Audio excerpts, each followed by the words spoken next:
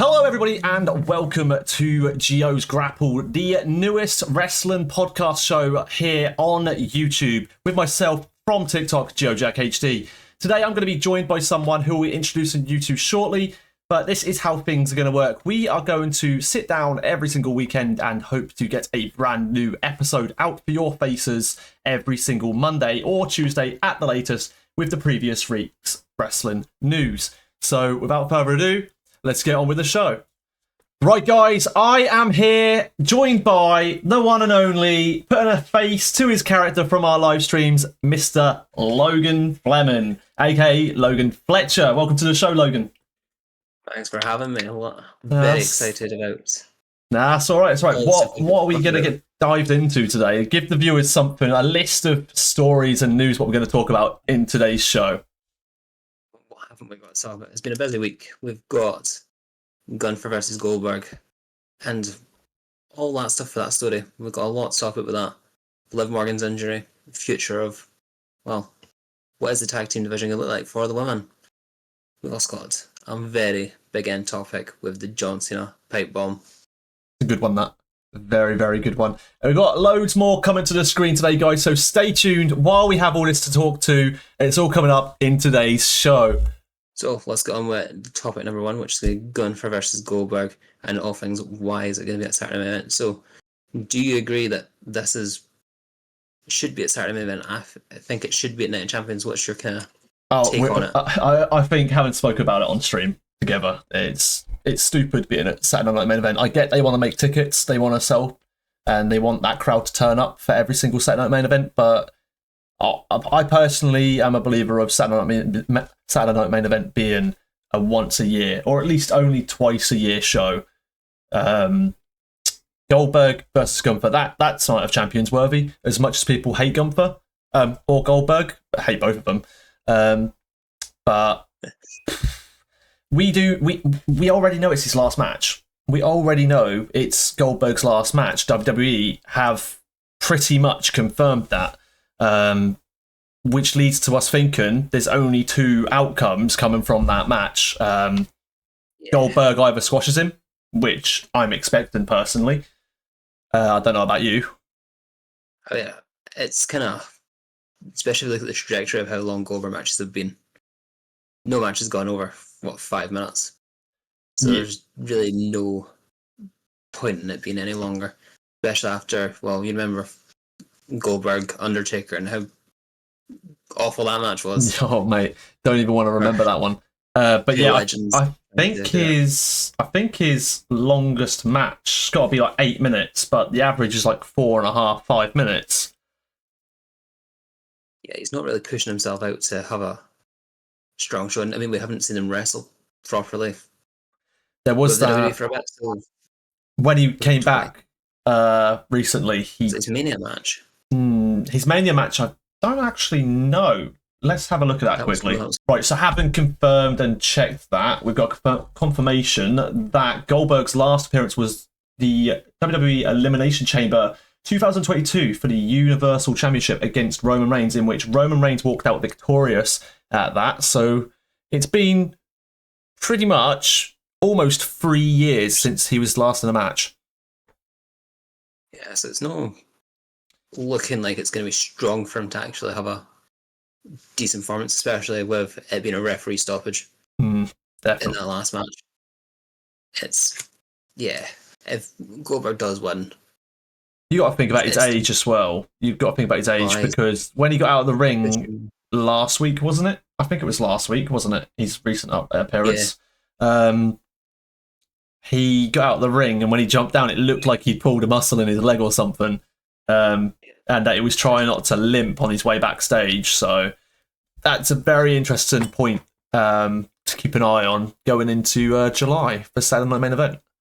Especially when he's going into the ring with somebody who's hard hitting as well, as Gunther is. He's going to feel it. Question regarding the Goldberg Gunther match for you then, Logan. Yes. If Goldberg was to win, this is going to go into two questions for you. If Goldberg's going to win, how does he win it? How does he beat the Ring General? I think it's going to be something so stupid as he hits 2 spears, and then a dodgy jackhammer. Yeah, we're gonna see. He's gonna botch the jackhammer. Let's be honest. You're He'll gonna botch jack something. He'll botch something in the match. Yeah. As much as I used to love watching him wrestle, he's past his prime. He's past the old age. The older you get, the more botches you make. We know that with other wrestlers who have been in the ring. Yeah. Something that. Yeah. So flipping that round. How does Gunther win it? Is he gonna go for a sleeper hold, his traditional winning tactic? See, as much as I'd love him to do a sleeper hold, because Gunther doesn't have his finisher. He doesn't have a set finisher. That I can see it being a couple of power bombs. Then he goes for. I'm going to go rogue here. I'm going for a splash off the top rope to really rub it into GEO'S face. That would be personal. That would. I'd be down Gunther doing a frog splash. Gunther going to the top rope, let alone a frog splash. Really rub it in GEO'S face that he's champion again. And make it personal. So obviously, Seth Rollins obviously recently won the briefcase. Do we think Seth Rollins will be eyeing this up as a perfect opportunity to cash in? He has to be. As much as it's going to be it's a glorified house show it's on. We don't want to see Gunther's an alright champion, but it's not the champion you want representing the brand. Especially if he's going to disappear after losing the title and then come back and win it straight away. Yeah. A name that people respect in the company. So to be that champion. Who do you go winning this match? Overall, just first thing that comes to your mind, who do you generally think is going to come out on top of Goldberg Gunther? No one WWE booking. It's going to be Goldberg. They're going to give him that one last bit of glory before he leaves WWE. Mm-hmm. I think I'm going to be in agreement. I think he wins it and then has to relinquish it due to injury or something. I think it's going to be some silly little storyline because he's not going to wrestle after this match, let's be honest. Unless we get a work. But we better not. let's not go into works right now. So let's move on to our next topic of the night, which is one that I know me and you could both probably talk about for a very, very long time. And that is obviously Liv Morgan's injury, going from just immediately watching it live was immediately evident of a dislocated shoulder. Now, obviously requiring surgery. It's gone from a maximum of 4 months or 3 months missing in-ring action to now pushing that, doubling it to 6 to 7 months, maybe even more, depending on how the recovery goes for Liv Morgan. She's going to miss a home state, PLE, SummerSlam, something. My favourite PLE, as I always go across and say in my chat over on my live streams. But she's going to miss it. New Jersey, MetLife Arena Stadium, whatever you want to call it. What's your thoughts? I'm absolutely gutted. It was that moment you seen her go down and you just knew something happened. Because, we've seen her get injured before with the same kind of problem and she kept going. Mm-hmm. But this time it was, no, I'm getting straight out of that ring. Oh, immediately. So that happened, you're like, oh no. It's not looking good. And I don't know if it is, but obviously, if it's the same arm, it is going to really could even double the recovery time. Injury already. There are rumours that it was the same arm, but there's nothing what I've seen that has confirmed it. So I'm holding on to hope. I'll touch wood that she's back less than 6 months. It's bad enough her missing SummerSlam. She's missing Night of Champions, which was leading up to a story which had only started about 2 weeks ago. Yeah. There's quite a lot of story going on for Liv, especially we had the Roxanne stuff. That's not going to happen. I don't see Liv actually going off TV. We've discussed this already. Yeah. We don't see her being away from TV. It doesn't make sense for her to go away. I think she stays in the scene purely because of the Roxanne storyline. Yeah. Purely the jealousy route. It also was setting up for on Raw there. and I think it was going to happen at SummerSlam. Liv versus Io at, well, no, not at SummerSlam, but, well, it could have been SummerSlam, or Evolution, or Saturday Night Main Event. Liv versus Io for the title. It could have been a very, very good storyline, in my opinion, as well. Io and Liv Morgan have to be two of the most impressive in-ring women's wrestlers, or athletes, as you show. On the current roster, there's so many great names in the women's division now, but I think Io and Liv Morgan both up there towards the top of the list. They can run Raw. Oh, 100%, 100%. So obviously going on from all the stuff with Liv Morgan and her injury, what does that mean for the state of our women's tag team division? What is going to happen with our women's tag team champions? What do you see happening? Who do you see maybe stepping in? Will it be Roxanne, or will Raquel find a new friend? You're going to see the smile on my face there, because I think we've mentioned it enough. It has pretty much been confirmed that it's not going to be relinquished, or it's not planned on being relinquished, which pretty much sums up what they're going to try and do. And it's obviously going to be something goes on with Judgment Day, or whatever they're going to be called now, because let's be honest, it's not Judgment Day anymore. Let's be honest, Roxanne's getting hold on that gold. She's going to hold it with Raquel, in my opinion. Yeah, I think obviously they're going to hold that gold, but I do see Liv obviously not going away from the study, queuing herself in it, and costing them the title. You think? Which I think Liv's going to cost them, just to be so spiteful that Roxanne's getting everything that she deserves. Like, so you're thinking the whole like jealousy storyline could be like a snowball effect, really? Oh yeah. Oh, I'm down for seeing that. That'd be great. Like Liv Morgan ringside, watching Raquel and Roxanne defending the titles, and then goes for a tag and maybe pulls one of them down off the apron. That saying it doesn't need to just be Roxanne. That doesn't Raquel, yeah.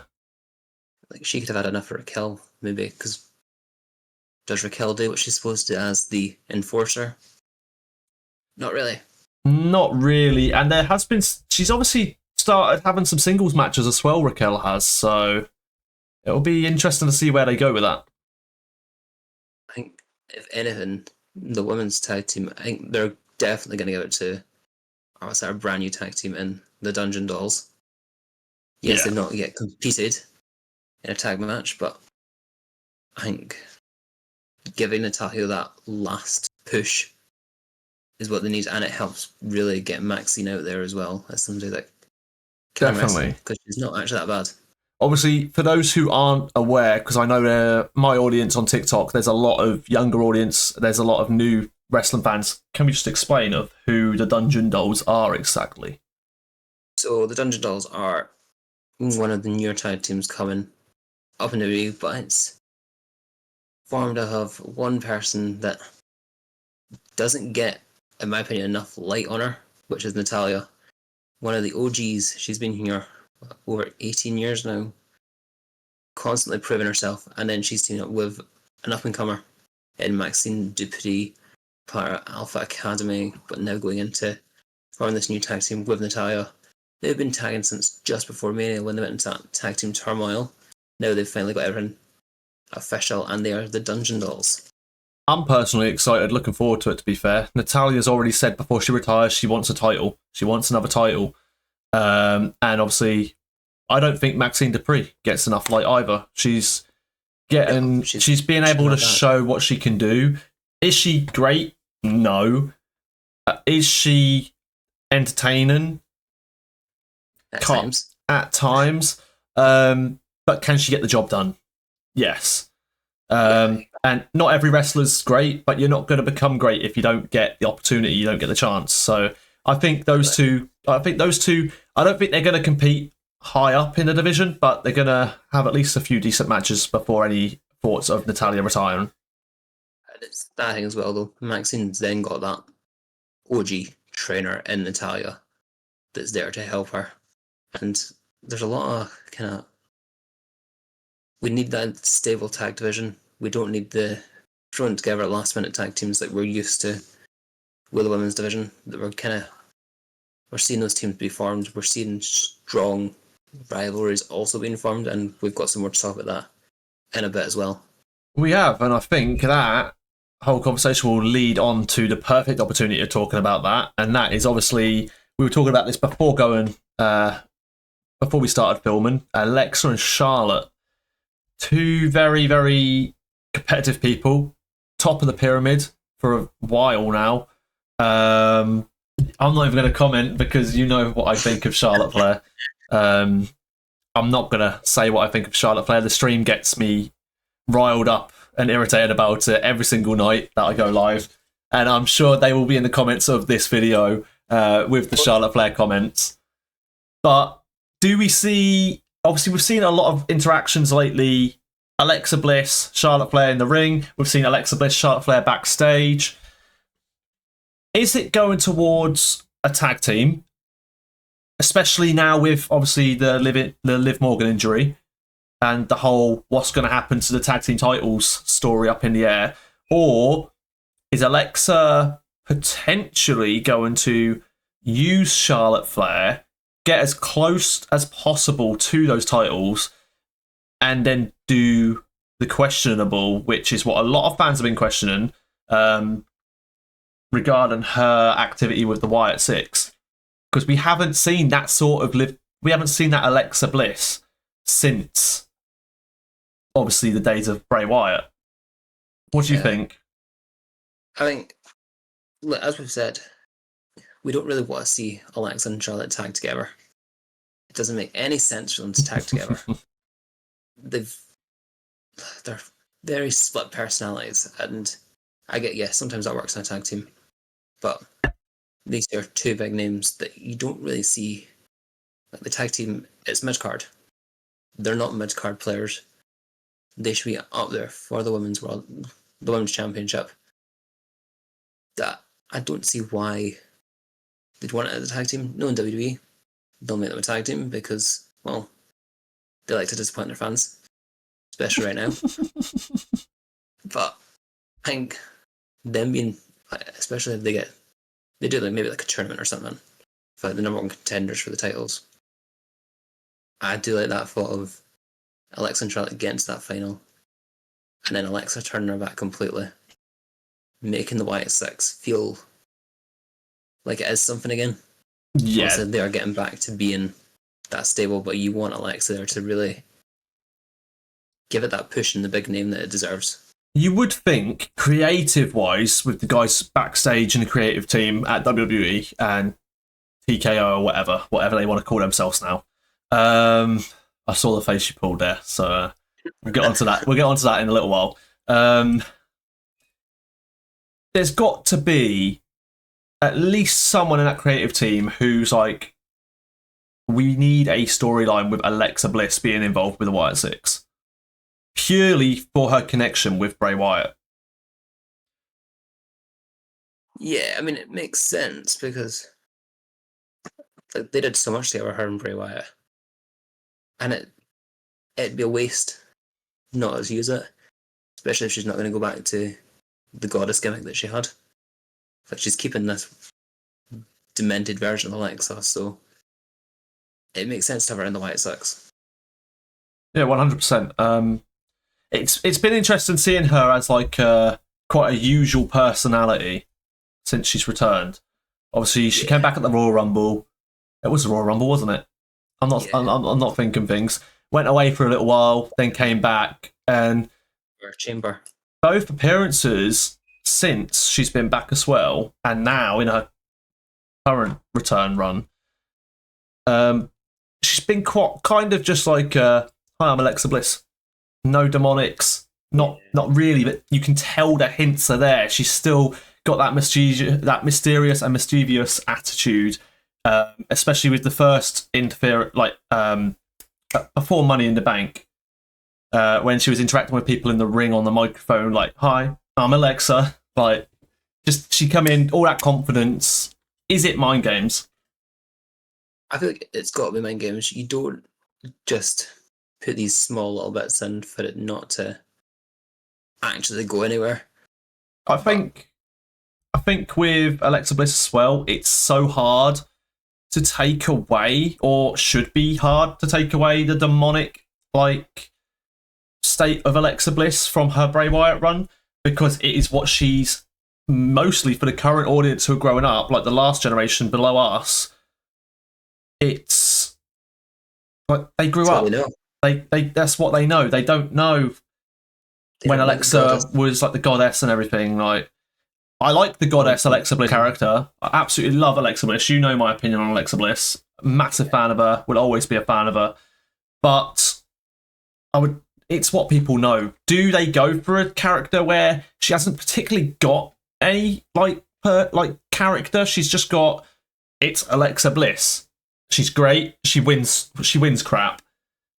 But do they then think, actually, should we make her be demonic? Should we make her have a little bit of mystery behind her name? Do we do a bit of a homage to Bray Wyatt? Like, it's a difficult one. I feel like keeping with what the new fans obviously know. They know this darker side to Alexa. Yeah, she's always been that heel persona. She is kind of working in that almost face way right now, but you don't kind of know where she's going to go with it. But it does worry me though, with the Wyatt Six, obviously Nikki's having her kind of thing with Candice LeRae, but Candice LeRae doesn't have a tag partner anymore.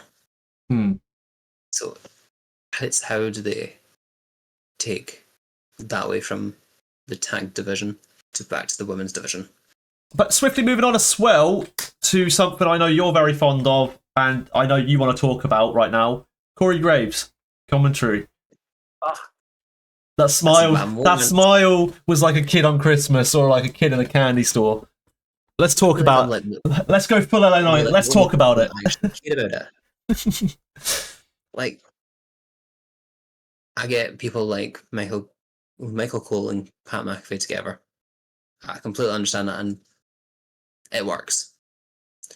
But Corey Graves is one of the most underappreciated commentators WWE have got, especially after his work at Worlds Collide. That show proved to everybody that Corey Graves deserves to be back, sitting on that main roster commentary desk alongside Michael Cole and Pat McAfee. Yeah, keep him on commentary, but put him down to NXT where he'd fit in so well with the likes of Booker T.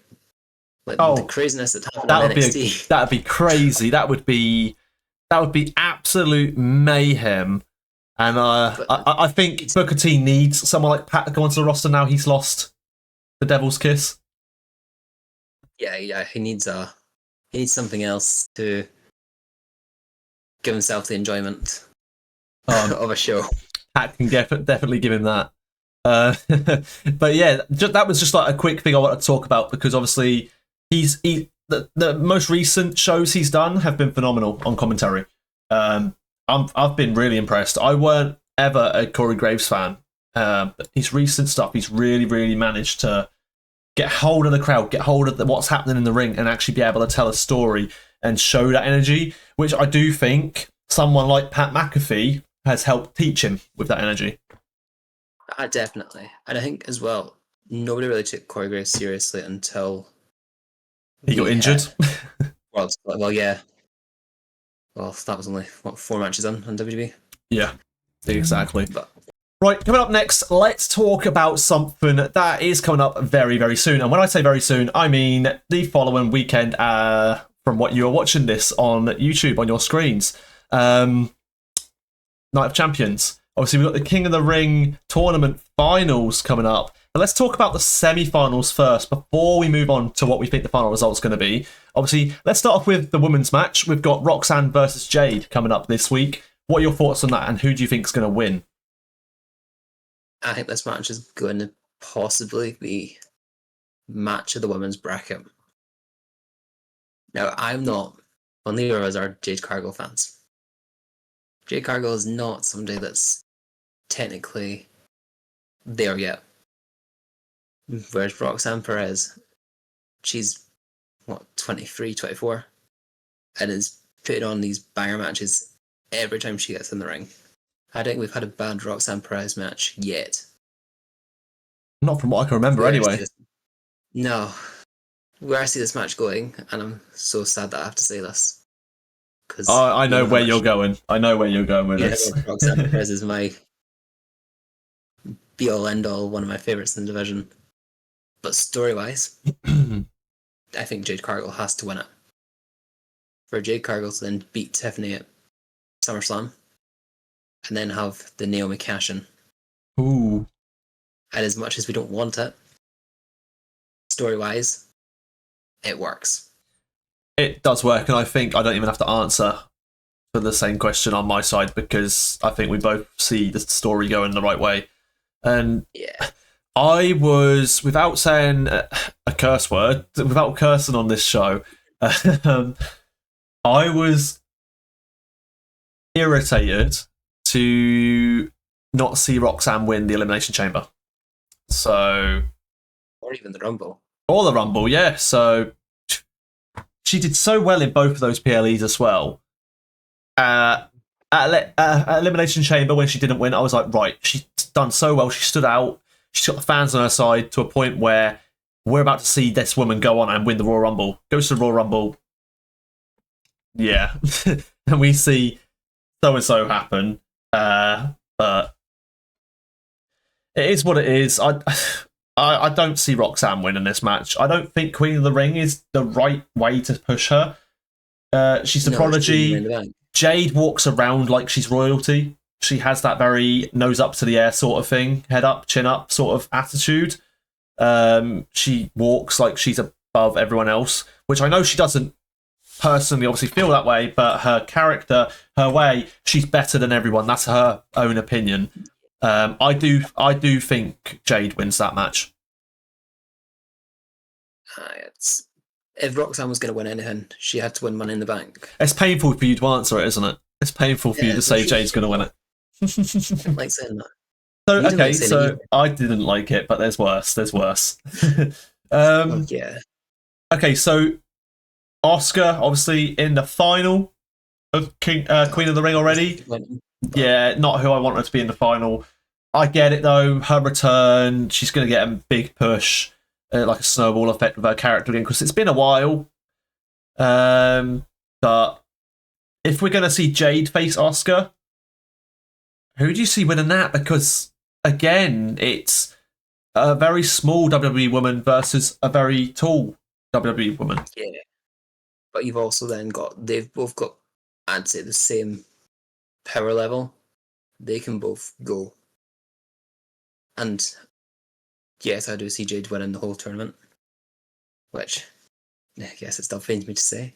But Asuka winning it still does make sense, especially if EO's champion still by the time we get to SummerSlam. The Joshi style match we could get there would be phenomenal. Ooh, we like saying that's got to be word of the day here on this stream, on this show. Joshi. Phenomenal. Phenomenal. Every single day I say that. It's my word, that is. But yeah, Jade wins Queen of the Ring final. I'm in agreement with that. I think you are too there. Which lets us move over to a little bit more of an interesting final three. We've got Cody Rhodes versus Jey Uso. The winner goes on to face Randy Orton. Now, I think this is a lot. I don't think Randy Orton should have been there. I don't know. I don't know what to think about this. But then, does Randy winning maybe set up for something we're going to talk about very slightly afterwards? To why Randy might win it instead of Sammy? And they're just maybe not told all of us yet.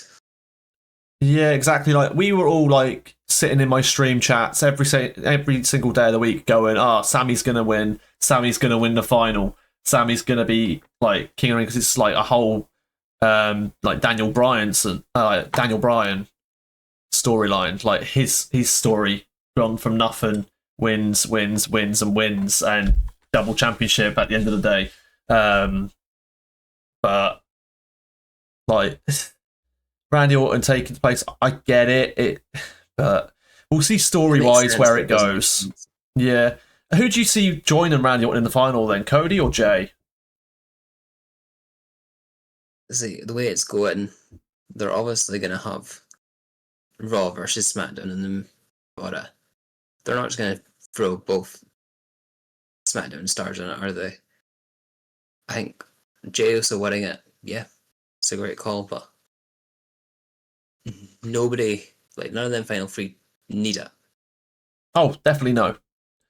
Definitely Like, not. Sheamus should be in that semi-final match Um, over Jey Uso. Cody and Jay both recently had titles. Both had a mediocre at the best run. Yeah. I'm a massive fan of them both. You know very well I'm a massive fan of them both. Yeah. But Yeah. their title runs just, they didn't feel like they were like the top two champions. They weren't the star of the show, exactly. My way I see it going, I see it being Cody Orton in the final.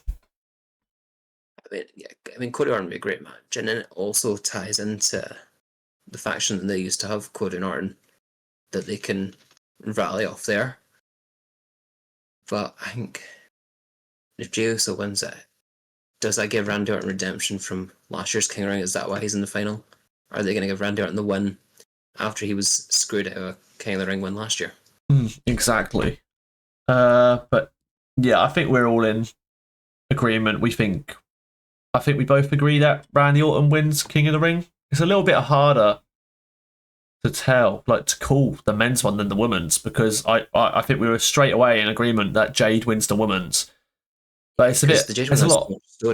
There's a bit more ifs and buts because they're clearly trying to build something out of the men's side of this. So if just one word answer, let's say I'm going with Orton. Yeah, Orton. Another big topic that's been going on since probably the start of this year, actually, is the NXT division of who's going to be coming up. So, two of the big names that haven't yet come up from NXT, Trick Williams and Obafemi.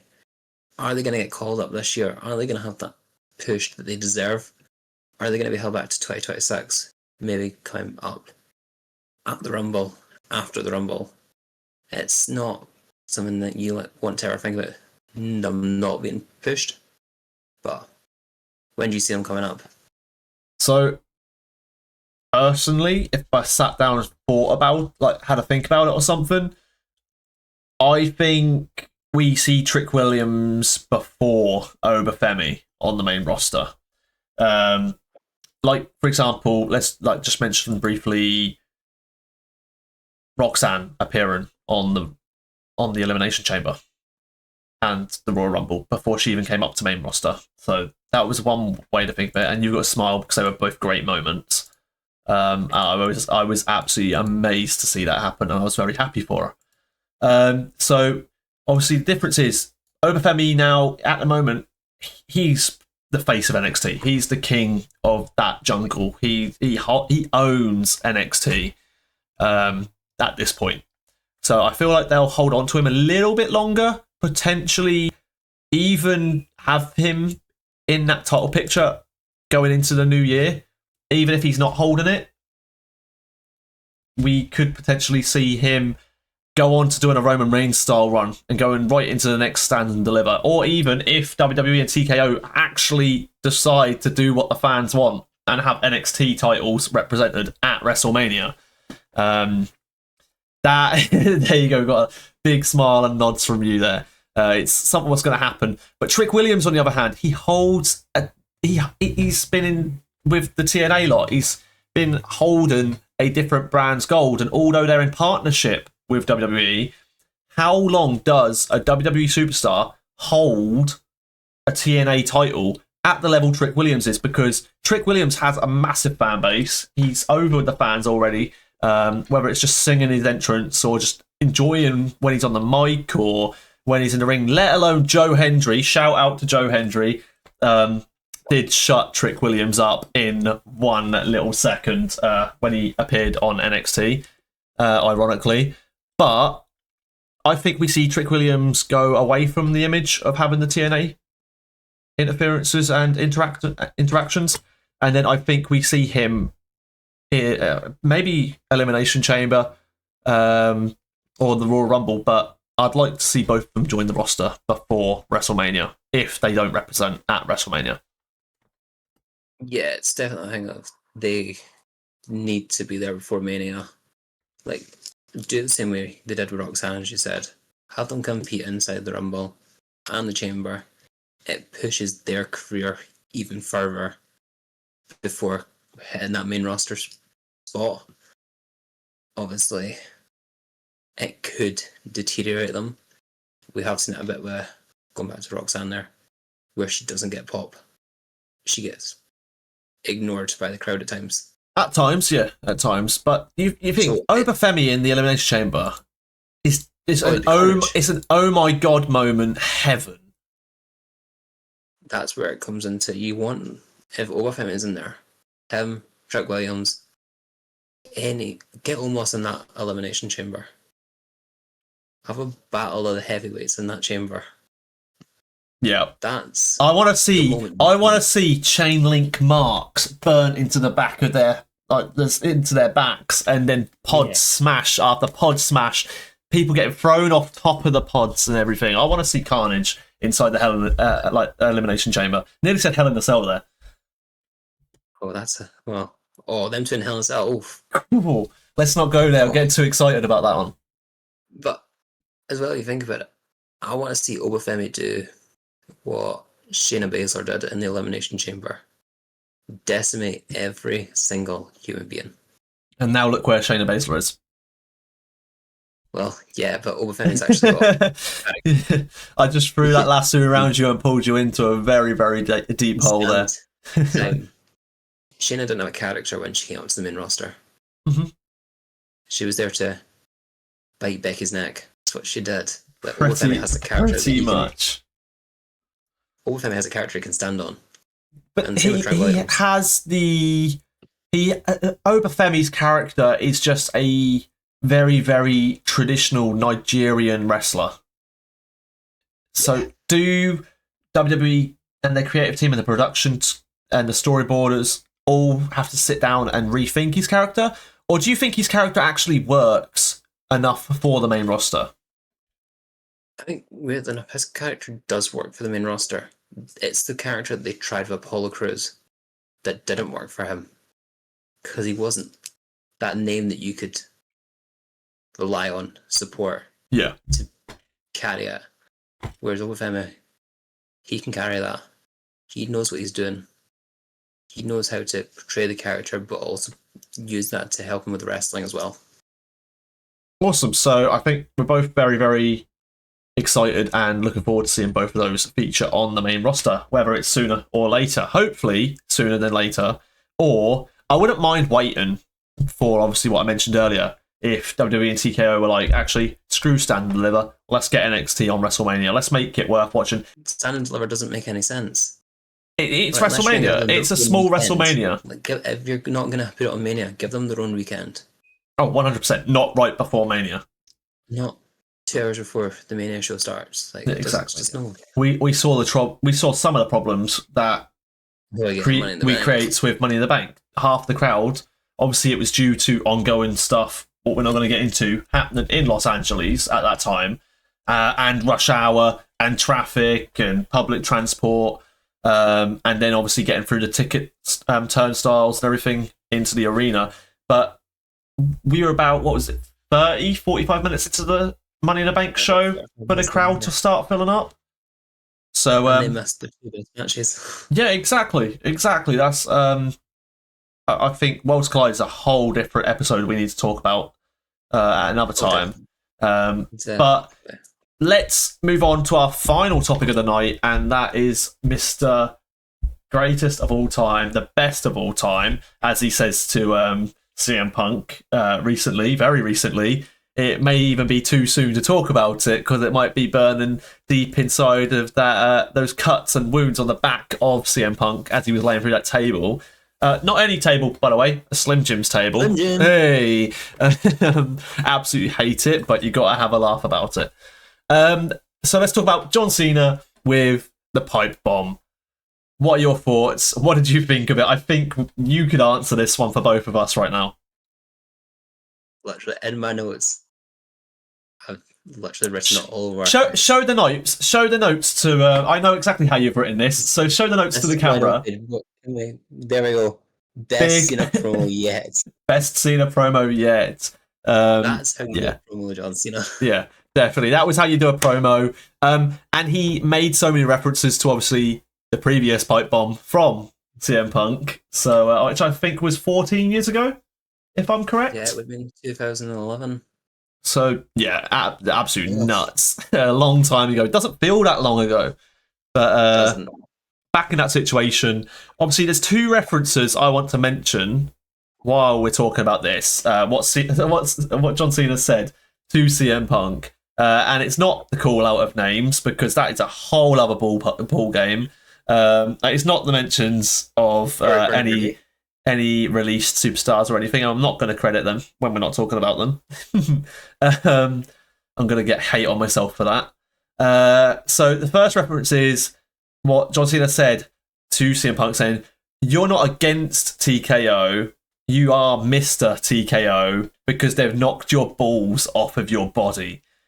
That one, calling him Mr. TKO and saying they've pretty much ripped a very, very, very personal and rhetorically expensive part of the body away from him since return to WWE. That must have hurt, even if scripted. That must have hurt. Yeah, but I don't think that was scripted at all. He's definitely had his script there that he was going to go off of, but he was like, he's going to portray the heel now. That was how he needs to portray himself as a heel. Oh, 100%. I think he took a little bit too long to show himself as a heel. Yeah, it finally makes sense having him as a heel in the division now. Like that moment, obviously, CM Punk's pissed somebody off. Oh, it wouldn't surprise me. CM Punk's quite good at doing that. Well, yeah, we've seen the AW footage. Oh, he mentioned that about sharing locker rooms, didn't he? So he did indeed. So it's that thing of we're finally seeing the version of Cena that we kind of almost want as a heel. Yes, it's not the Doctor of Thuganomics, but that's what we want. And they hinted at it. They hinted at Doctor of Thuganomics so bad just last week. I thought we were going to get it. I hope we get it at least once at SummerSlam.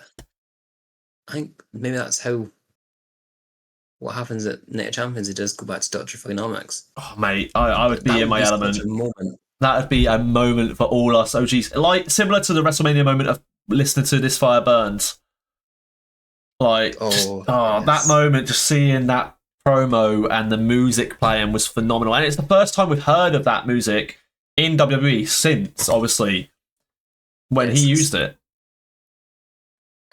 And it's that thing of we have had those kind of throwbacks to old school themes. Like we had it with Drew McIntyre at Clash. Yeah. When he came into Broken Dreams. Having that throwback gives the OG fans what they want. And it brings all the new fans in that are coming in and are still in WWE now. Yeah. What we know and what we've been used to at times. So it's really refreshing. Definitely. And it gives the fans that sense of, okay, they're actually treating us OG fans, us fans that have been watching this stuff for years and years, gone through the bad and the good with the company.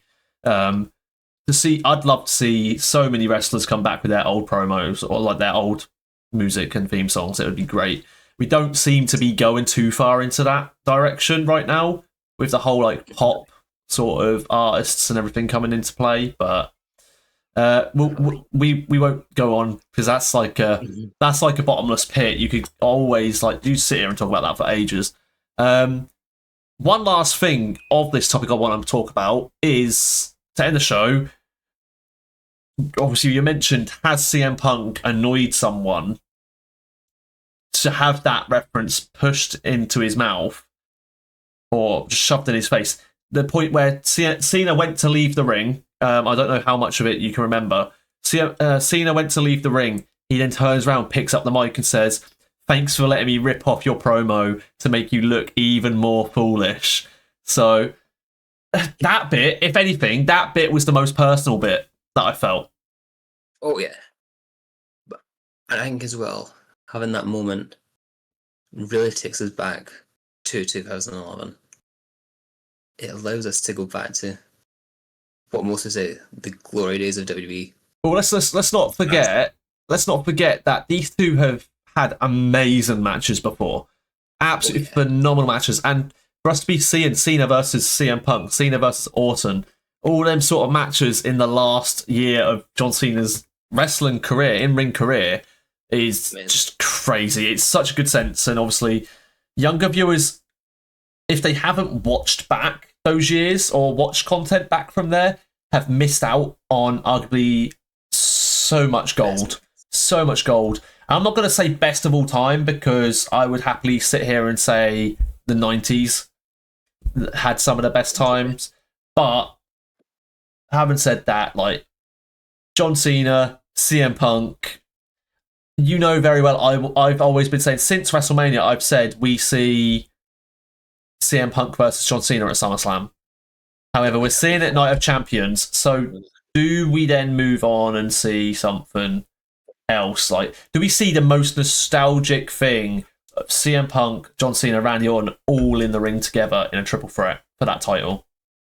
That moment would be one of the best things to happen.